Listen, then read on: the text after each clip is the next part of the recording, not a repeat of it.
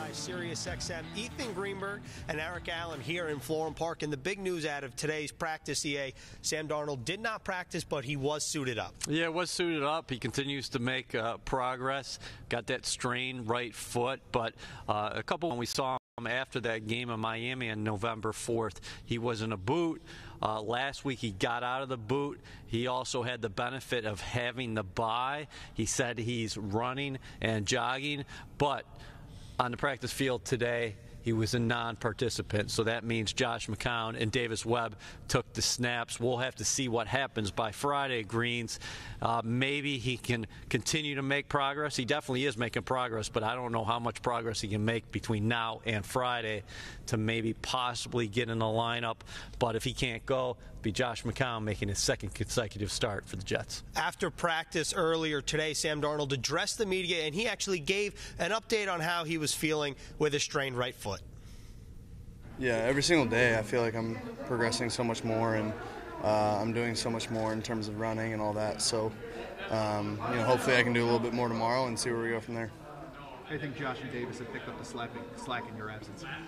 I mean, they're doing amazing. I mean, Josh, obviously, hasn't missed a beat, and then Davis coming in and getting a lot of reps. He's been amazing too. So it's been fun to watch.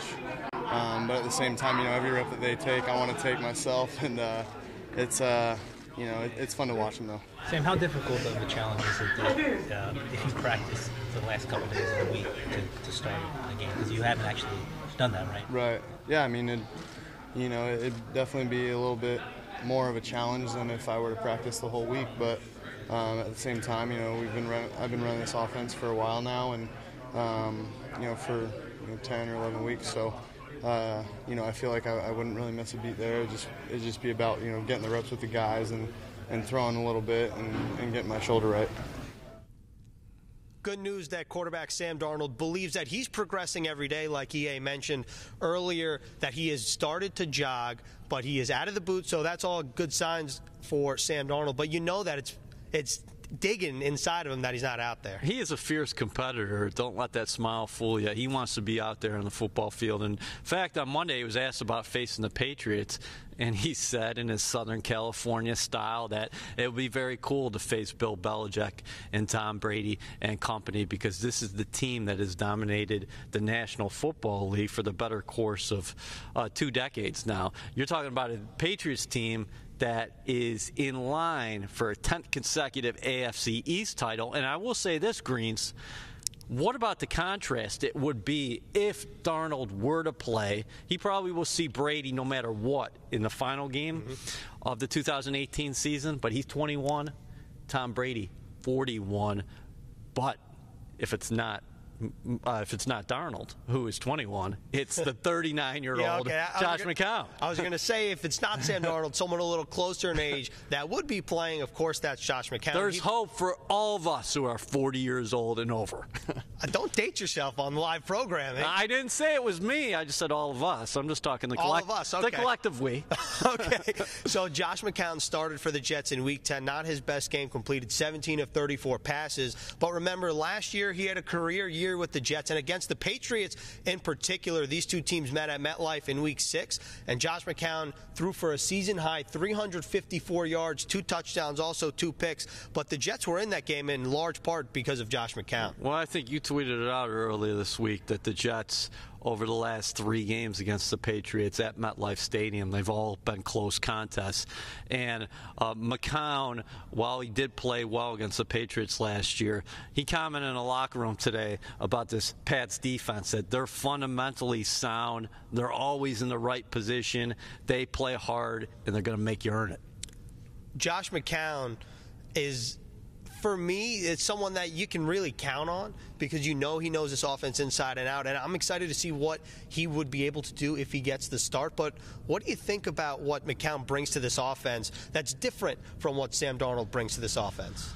Well, that's an interesting question. I think that what you saw last year, and we talked about it last week or a couple weeks ago, before that Bills game is the ball distribution and the comfortability with a lot of different guys, whereas Sam Darnold is learning everybody on this offense. What McCown gives you, which you figured he would, is that experience, that he knows the tendencies of a lot of guys on this offense. So you just have the familiarity, because how many times over the years has a guy like McCown lined up against the New England Patriots? I would imagine quite a bit. But so he's seen this Bill Belichick scheme before.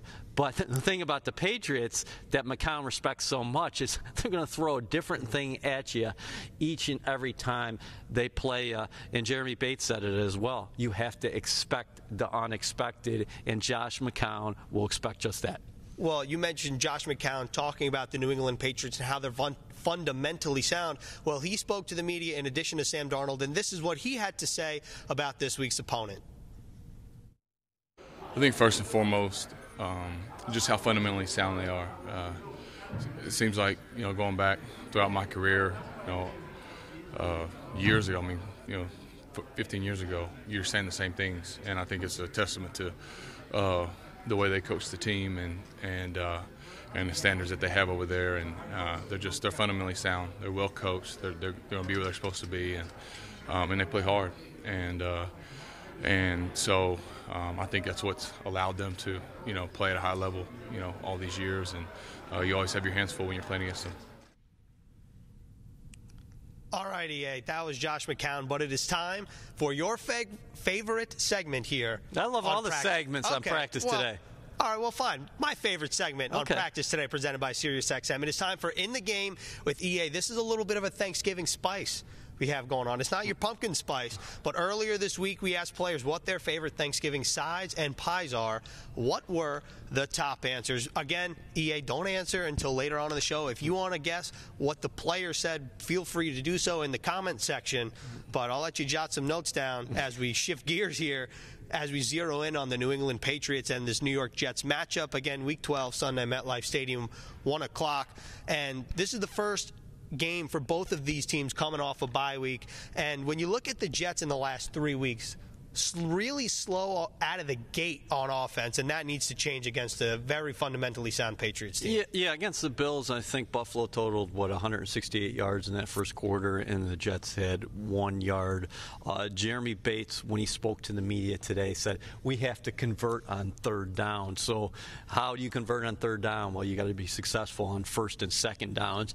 It was interesting, Greens, before I came down here into the cold field house here for practice today. Let's just clarify this for a minute. You may be looking at us like, why are these guys in coats in the field house? There is no heat in here. It is either 20 degrees too cold or 20 degrees too hot in the summer, which is why we're bundled up. So I will say this. A stat that I was looking at that really surprised me is the Patriots have been outscored in the first and third quarters this year. They've been outscored 56-47 in the first quarter. That's not typical of a Patriots team when you look at them over the past 18 years or so. Which is crazy to think about, the fact that you said 18 years. Yeah, they usually come out of the gates hot, and that hasn't happened so far early. But for the Jets, what they really want to do, and that's Jeremy Bates says, we just need more plays, and you get more plays when you convert on third down. You convert on third down when you have some kind of success on first and second downs. But it really struck me that the Patriots have struggled out of the gate as well. And you mentioned it before, these are close games at MetLife Stadium between these divisional rivals that know each other so well. I think the Jets need something positive to happen for them out of the gate. We know the last time they were at MetLife Stadium, they fell behind 14-0 early against the Buffalo Bills, and they haven't had a first quarter point going back to Week 7 against the Minnesota Vikings. I'm glad you mentioned that, because a couple things here is when you look at the Week 8 through 10 span, the Jets' first quarter stats are not what you want to see. They're 1 for 9 in those 3 games, a total of 4 first downs, 112 yards. You mentioned that the Jets only were able to muster 1 yard in the first quarter against the Bills. And against the Patriots team, that you really can't start like that if you want to have a shot. Not to mention, you think about last year's game, the Jets got out to a 14-0 lead on the Patriots, and that's one of the big reasons why the Jets were in that game. Yeah, they did. They came out of their highs. The good thing here is Jeremy Bates and the offensive staff, they've had an opportunity to self-scout. Now, I'm not saying the Patriots haven't had that opportunity because they've had that as well, but I think that time to take a step back, see what's working, see some of the plays maybe you don't want to use going forward is going to be beneficial for this team this weekend. And maybe one of these plays that you want to see early on in the game could come from the Jets secondary and didn't have an interception last year. Buster Screen picked off Tom Brady, almost picked him off again last year at MetLife Stadium. But in the Jets' last two meetings with the Patriots, Tom Brady, I know you talked about this, has completed only 51% of his passes, which is a phenomenal number. Yeah, I mean, how many times can you say that where a team has faced a Tom Brady-led offense and the future Hall of Fame quarterback, who's perhaps the best player to ever play the position, 51% last year against the Jets defense. And what the Jets are going to have to do early and often in this game is win on those early downs, because third down defensively, the Jets are as good as anybody in the National Football League right now. They're second in the NFL in third down. Other thing is, Tom Brady has really struggled against the blitz this year. He hasn't been sacked a ton, but he's going to get rid of that football if it's coming at him. And this plays into the Jets' hands if Todd Bowles and Casey Rogers can unleash their exotic packages against Brady and company. Video game-like numbers usually in the past for Tom Brady. As you know, it is eSports Day at MetLife Stadium Sunday, and Tom Brady in years past, it's always been like a video game like for him. But compare their numbers, Greens. That's interesting from 2017 to 2018. Well, no doubt. The thing that stands out here is the interceptions. Yeah, that's right. Because through 10 games, only 2 interceptions last year for Brady, and then through 10 games this year, he has 5 more, of course, as the slate says. But when you look at the rest, I mean, the rest is pretty comparable. I mean, 65% to 68% is similar, and I think that a large part of it could be the blitz schemes like you talked about, how Tom Brady, you know, he's getting older. He's 41 years old. I'm not saying that. Come on, Greens. Oh, what? Here we go. You said you weren't dating yourself on the shows, and now you're going back on yourself again. I'm protecting everybody else out there. Okay. Okay. Okay. Because we got to get to all groups, okay? All age ranges. Okay. So let's talk about this Jets pass rush then, because historically speaking, that's the way you beat the Patriots. That's the way you beat Tom Brady. You get to him. Yeah. And over these last 3 games that we mentioned that the Jets offense hasn't been performing well, this defense has come up with 8 sacks in that same span. Yeah, with Brady, he's not going to get sacked too many times, but every guy in the locker room will talk about it. You have to get him off of his spot. And where you really can impact him, he doesn't want to get any kind of pressure, nor does any quarterback.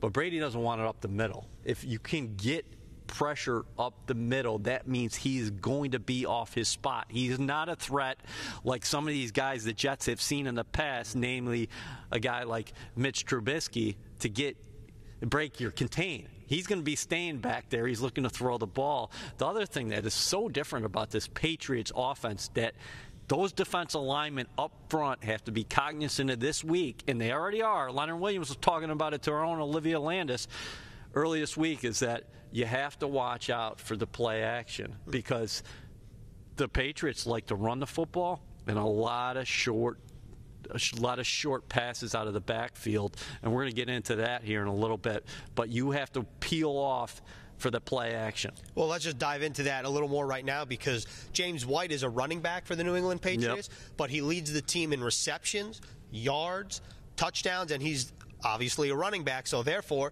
he gets the ball as a rusher as well. He's second on the team in rushing attempts and rushing yards, and he has 4 touchdowns. He has 10 total touchdowns, and you look at the stats right here, 8.5 yards out of the backfield, and then as a rusher, 3.8 yards per carry. I mean, this guy has really been the key to this offense this year. It's the Sony Michel and James White show. And Sony Michel, the rookie out of Georgia, he's explosive. He's the primary ball carrier for them.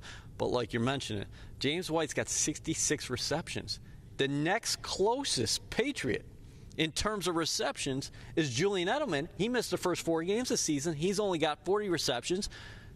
Rob Gronkowski, perhaps the greatest who's ever played tight end in the National Football League. He's been banged up throughout this year. He's missed 3 of the past 4 games. He's got less than 30 receptions. This offense runs through Sony Michel and James White. That is a big-time difference than in years past. James White leads NFL running backs in first down yards as a receiver. Not Christian McCaffrey, not Alvin Kamara, no one else except James White. He's totaled 47 first downs. And you mentioned Rob Gronkowski. Yeah. This is not the year that you're used to seeing if you're a Jets fan, if you're a Patriots fan. This is someone that, like you said, has been banged up, but for the past almost decade now, he's been Tom Brady's go-to guy. Oh, my God. You got to account for him no matter what happens. And you know he's going to be happy to have that bye last week. That was Gronkowski. And I believe he practiced full today. The anticipation out of New England this week, that is he's going to be back in the lineup. Todd Bowles was asked about Jamal Adams today. And he said, I think he's having a great season. And I bring up Adams because this is something we talked about on practice today, Monday, is that Gronkowski came to MetLife Stadium in that aforementioned game we were talking about last year, and he tore the Jets up. He had 2 touchdowns, and how many catches? 8? 8 for 83 and 2 touchdowns. 8 for 83. Well, then the Jets closed the season in New England. Jamal Adams took that personal. Shut him out. Well, he took it personal and he took his shirt off. Yeah, he took his shirt off. Well, we're not even going to address that right now. He's crazy. But listen, his eyes have gotten so much better in his second season. He's got 8 tackles for a loss. And the other thing that I think he probably takes a lot of pride in, too, is what he's doing as far as coverage-wise, because everybody talks about him like an extra linebacker. And I think deep down, Jamal's like, hey, listen, I'm a safety. Yeah, I can come down in the box. But, yeah, I can cover as well. And he's got 9 pass defenses this year, and I believe that is second in the National Football League for safeties. His tackles for loss, I believe, is first in the National Football League in terms of safeties. And he's like what, second in Pro Bowl voting? So get out and vote. NFL.com/Pro Bowl. Thank you. For number 33. Go ahead. Did I take it? I didn't look at your notes. No. I was glad that you mentioned that because I wanted to bring that up, that I saw that today, that he's like second for safeties in Pro Bowl voting thus far. But you mentioned his pass defenses. Yeah. He's second on the team. Morris Claiborne leads the team. Well, the Jets as a whole are second in the NFL in pass defenses. So he's second on a team in pass defenses on a team that's second in the league. So I think you're absolutely right that he's known a little more as a box safety. Yeah. But what he does as a typical safety should not go over noticed. What's the word? Maybe my brain's freezing. Maybe underlooked. You're fine. But I will say this: that too on the injury report today, Marcus Maiden practice for the Jets, so we'll have to monitor that throughout the week. But yeah. Listen, Adams is a versatile guy. You can walk him down in the box, and he can come in there, and it's like he's an extra linebacker because he's so explosive. But he also is rangy, and he can make plays in the defensive backfield, and we've seen him take strides there this year. I think the Jamal Adams-Rob Gronkowski matchup will be absolutely fun to watch. Real quick on Gronk, as he's projected for 54 receptions, 832 yards, and 2 touchdowns. That would be his second non-1,000-yard season in the past 5 years, so 3 out of the 5. If he doesn't get it, would be under 1,000 yards. He's a great tight end, and Casey Rogers, the Jets defensive coordinator, talked about him a little bit earlier, as well as the Patriots offense as a whole. They're a great challenge because they have so many weapons, and they do a lot of things extremely well. What do you think of how Brady has looked this year compared to a guy maybe you've seen over the years and recently? You know, I was kind of thinking about it. I think I faced him like 23 times in the last 12 years or so, and it's just like he just get better with age. And the funny thing about them as an organization is they kind of keep doing what they do, plugging people in and keep going. I think he's doing a great job. What kind of challenges will Gronkowski pose in coverage, and how have you seen Jamal maybe grow coverage-wise from last year? Actually, Gronk is still Gronk, and he's always a matchup problem. But for his Jamal, he's kind of making strides each week, you know, from his rookie year to here. And each game he gets better and better. And I think a characteristic about him is he really comes to the game with you every day. He really does. All right, that was Jets defensive coordinator Casey Rogers saying that thinks Tom Brady gets better with age. That's probably not something you want to hear if you are a Jets fan, but something that you like if you're a Patriots fan. Well, I think he's just paying a healthy amount of respect to Tom Brady. Yeah, you have to. Yeah, you have to, and that's the class move. And I'm sure in the meeting rooms, the Jets are devising great schemes in order to make sure that Brady doesn't have his way with the green and white this weekend. All right, it is time for the results of In the Game with EA. Again, this is a Thanksgiving-themed question because, of course, tomorrow is Thanksgiving. So we went to the locker room earlier this week. We asked players what their favorite sides were, what their favorite pies were for Thanksgiving. What were the top answers? Well, I thought it was 1 and 1. You said sides and pies. So a side, I would go stuffing's 1. And then pies, I would say sweet potato pie because we have a lot of guys from the South. And I'm a big fan of sweet potato pie myself. So if you're from up north, though, it would be pumpkin pie. But I'll say stuffing and a sweet potato pie. Where are we at? Those are 2 correct answers. There are 2 more side answers, 1 more pie answer. Now we're tied for the top answer. Hold on. Well, it said sides, not a side and a pie. It was sides, plural, and pies, plural. I guess cranberry sauce, even though I don't like it. No, that's gross. It's not one of the answers. Okay, good. And then pies? Pies. Oh, then I'll go apple for the second. So EA is 2 for 2. That's it on the pies. Yeah. That's I know my desserts. Sweet potato pie and apple pie. Hell yeah. and then here you go. Here are the sides: mac and cheese, sweet potatoes, and stuffing. Yeah. All right. All good. Well, enjoy your meals tomorrow. What are your favorite sides? We were talking about it the other day. I like baked potatoes. Put them on the grill, though. I'm the kind of guy, it's 25 degrees. Let's get the grill out. Do you like greens, beans, tomatoes, potatoes, lamb, yam, hogs, dogs, chicken, turkey, rabbit? Did you get that from a camp or something? You've never seen the You Name It video? No. Oh, man. Frank the Tank has, because he's out here. I wish you could see the production crew right now because they're all on the ground laughing. Well, so I hope somebody's manning the cameras. Yeah, well, it's a great video. You got to watch Is it? Yeah, I'll do an impersonation for you a little later. But again, I can't wait for your impersonation, Greens. Just send me the link. Okay. All right, it's time for the 2-minute drill. Jets Patriots this Sunday, MetLife Stadium, 1 o'clock in Week 12. And EA, for the Jets to win this game, you got to get out to a fast start. Yeah, you do. One number that stands out to me about the Patriots so far this season is they've been outscored in both the first and the third quarters. The Jets, conversely, they're on a 4-game losing streak. We know that. And they haven't scored a first-quarter point over the last 3 games. I think it's imperative for this ball club to come out and score early, especially when you're looking across the sideline and you see a Tom Brady-led offense. Speaking of a Tom Brady-led offense, the Patriots like to use a lot of the short game, a lot of short passes. And when you look at James White and Julian Edelman, the Jets really have to eliminate those 2 guys defensively. They certainly do. This is an offense that so far has been predicated on a short attack. They're not taking too many shots down the field. Sony Michel is a guy they rely on in the run game, and the Jets have to take care of him. That's number 1 because the Buffalo Bills rushed for 200 yards against the New York Jets 2 weeks ago at MetLife Stadium. And secondly, they got to take care of James White. He leads the Patriots with 66 receptions. He has 6 receiving touchdowns. So the Jets front 7, including the linebackers, Avery Williamson and Darren Lee, they got to have big days because if the Jets can win on first and second down, they'll be in good shape. Tom Brady's struggling against the blitz this season, and the Jets are number 2 in the National Football League in terms of third down efficiency. The Patriots like to use their running backs both out of the backfield and as a rusher. And maybe the Jets can look to do the same thing with Isaiah Crowell, Eli McGuire, and Trenton Cannon. Yeah, when this offense has been humming this season, the run game has been going. Isaiah Crowell had the big games against the Denver Broncos and also the Indianapolis Colts as well.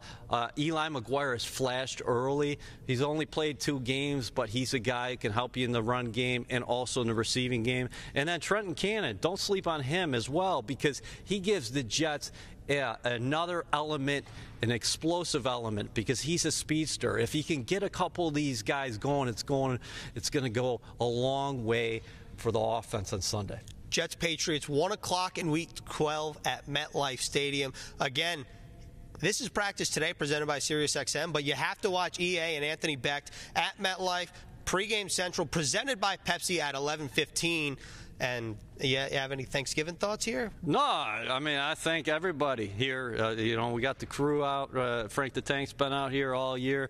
Bree is right now, she's shivering, but she's a trooper. We got the guys back in the studio, but most importantly, we got to thank the fans for tuning in. We got great sponsors on Practice Today this year. SiriusXM, tremendous partner, and our fans, loyal as ever. They've been sticking it out. We've been getting consistent numbers each and every week. So we've had a lot of fun, Greens, even though you've been part of it.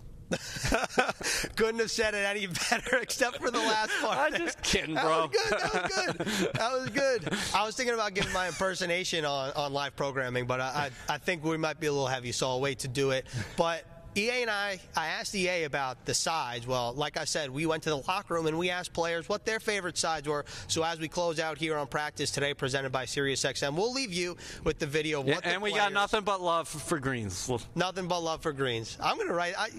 This is live programming. This is documented now. Have a wonderful Thanksgiving, and we'll see you next week. My favorite side for Thanksgiving, I would say stuffing. Ooh, I gotta say sweet potatoes with the marshmallows on top. Marshmallows. Key would probably be mac and cheese. I like mac and cheese and I like stuffing. Please don't call it dressing. We call it stuffing. Hey, what's up? My favorite Thanksgiving sides are, I love a good crescent roll. Gotta have those. Sweet potatoes. My favorite sides are mac and cheese and sweet potato casserole. Mashed potatoes. Macaroni and cheese. Stuffing. Black-eyed peas. Mashed potatoes. Yams. Collard greens. Sweet potatoes. Greens. And stuffing. And some rice. Rice and beans. Sweet potatoes and mashed potatoes. I go for both and some green beans. So those are my favorite sides for sure.